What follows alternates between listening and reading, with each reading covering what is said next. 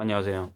언론 뉴스에 연봉의 절반을 빚 갚는 데서는 30대 금리 인상 때문에 충격을 금치 못한다라는 얘기가 있는데요. 연봉의 절반을 빚 갚는 데 쓴다. 뭐 이게 그냥 끝일까요? 아니면 재정점일까요? 아니죠. 나중에 연봉 전체를 빚 갚는데 써야 되는 이들이 대거 속출할 겁니다. 그리고 생활비는 별도로 투잡, 쓰리잡 해서 아르바이트해서 마련하는 이들이 생길 거라는 거죠.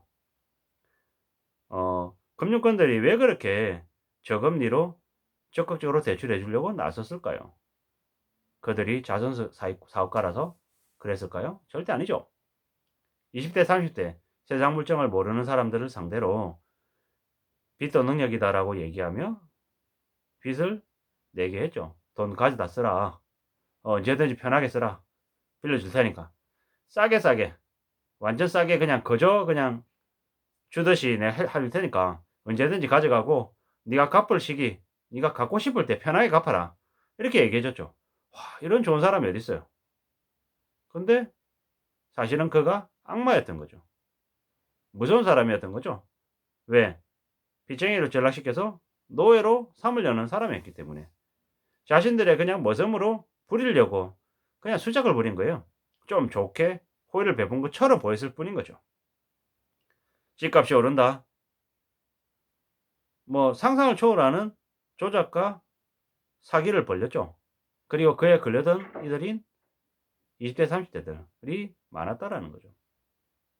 그들이 앞으로 어떤 삶을 살게 될지는 3억 5천만 원의 전쟁이라고 하는 그 책이 있습니다. 딱 그 책에서 일어나는 일대로 해야 한 10년 만에 빚을 갚고 아마 빚쟁이에서 벗어날 수 있을 거고, 아니면 그냥 기본 30년 이상 빚쟁이인 거죠. 최근에는 40년짜리 모기지론도 나온다라고 하는 거 보니까 악랄한 거죠. 그냥 40년 동안 중금리로 쭉 뽑아먹어서 죽을 때까지 그렇게 하겠다라는 거죠. 정부도 은근슬쩍 그걸 내버려 두죠. 왜? 국민연금 늦게 내게 하게 하려는 거죠. 게다가 60대 노인도 젊다 이러면서 노인들도 생활비 벌라고 일하라고 계속 꼬드기고 있죠. 뭡니까? 한 30대, 한 30살에 주담대 한 40년 받아가지고 70살까지 빡세게 빚 갚고 나중에 또 노후에 70대에도 허덕이면서 일하라는 거죠. 죽을 때까지 개돼지처럼 일하다가 죽으라라고 기득권들이 그냥 많은 국민들을 그렇게 궁지로 몰았던 거죠. 이게 현실이라는 거죠. 이걸 모르는 사람들은 어 5천만 원 가지고 5억짜리 집 사겠다고 덤벼들고 1억 가지고 10억짜리 집 사겠다고 설치는 이런 말도 안 되는 일들이 벌어졌죠. 과거에 2012년에서 2016년 사이에 제 지인 중에 그런 사람이 있었어요. 그 지인은 저축이라는 걸 1도 안 한대요. 오직 부동산, 분양, 분양만 받는 거예요.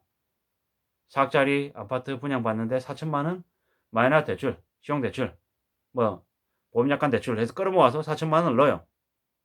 그걸 뭐라고 얘기하냐면 그래 중도금 안 넣는데요. 그냥 중도금 면제.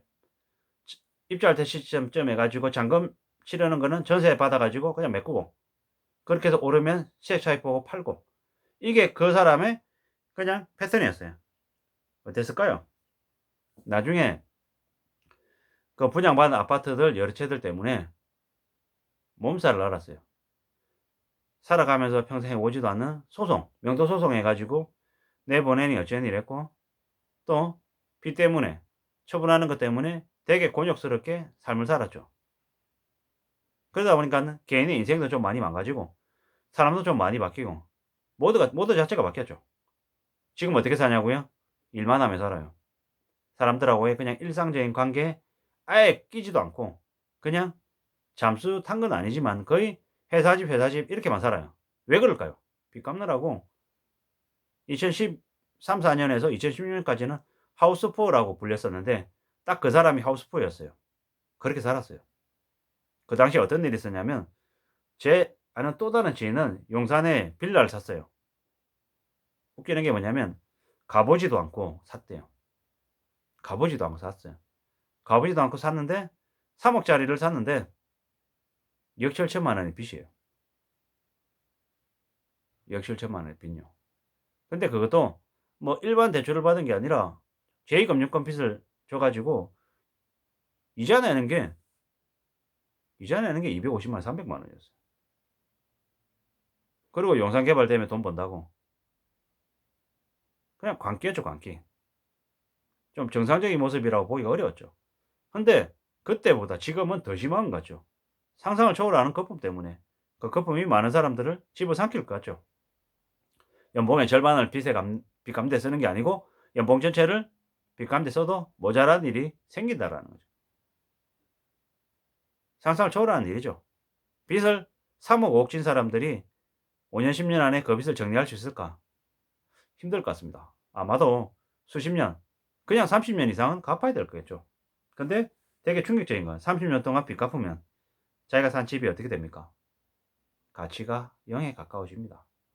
사실상 개고생해가지고 빚을 갚았는데 남는 게 집이라도 남아야 되는데 집도 안 남는 말도 안 되는 일이 생긴다라는 거죠. 금리 인상이 어떻게 될까요? 상상을 초월하겠죠. 지금 뭐 조만간에 주택담보대출 최상단 금리가 7%에 도달할 거랍니다. 지금 4월인데요. 다음 달 되면 이제 5월 달 되죠. 2022년 이제 5월이라는 거예요. 22년이 절반도 채 지나지 않았는데 최상단 금리가 7%가 되면 연말 되면 8%는 기정사실인 거죠. 내년은요. 10% 기정사실요. 내후년은요. 12%도 될 수 있다라고 봐야 되는 거죠. 이게 현실이에요. 과거에 IMF 시절 시중금리가 30%였다라는 게 거짓말이 아닙니다.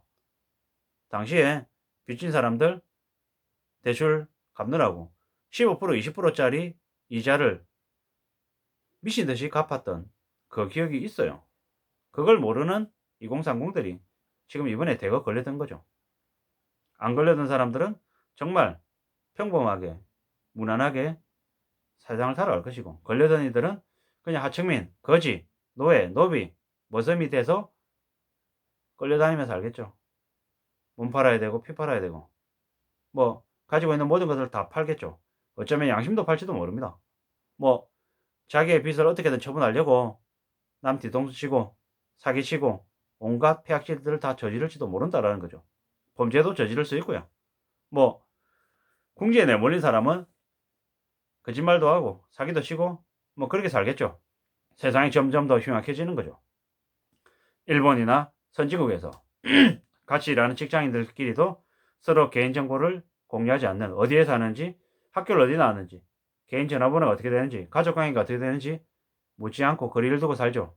마찬가지로 한국도 점점 그렇게 될 것 같습니다. 왜 그러겠습니까? 당하지 않기 위해서, 문제에 휘말리지 않기 위해서인 거죠. 앞으로 뭐 재테크니 아니면 한방을 얘기하는, 로또를 얘기하는 이들은 더 많아지겠죠. 왜 그러겠습니까? 궁지에 내몰리니까, 정상적인 방법으로 해결할 수 없으니까 그런 말들에 넘어가겠죠. 꼬이겠죠. 또 그러면 상황이 괜찮으시냐고요? 아니죠. 점점 더 꼬이고 더 악화되는 거죠. 그러다가 점점 더 막장 인생이 되는 거죠. 주택담보대출, 고정금리, 변동금리 뭐 계속 올라가죠. 감당이 안 되죠. 연결 비투가 제일 심한 30대가 다른 세대에 비해서 빚이 더 많답니다. 버는 거에 비해서 빚이 더 많다는 거죠.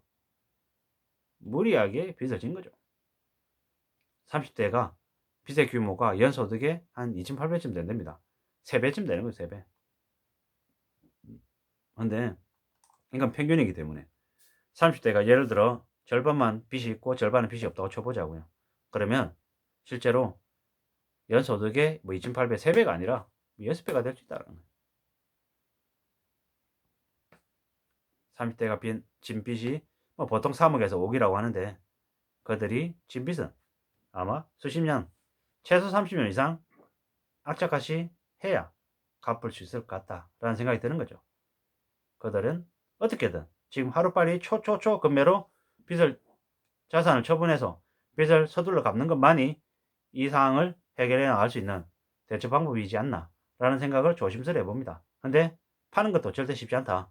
정말 마음 졸이면서 정말 내릴 수 있는 한도 내까지 최대한 내려서 실제 거래할 수 있는 가격으로까지 가야 된다라는 거죠. 근데 말이 쉽지 행동은 절대 어렵고 그렇게 행동한다 하더라도 매수자가 나서서 곧바로 거래가 성사될지 아니면 꽤 오래 걸릴지는 두고 봐야 된다라는 말씀을 드립니다.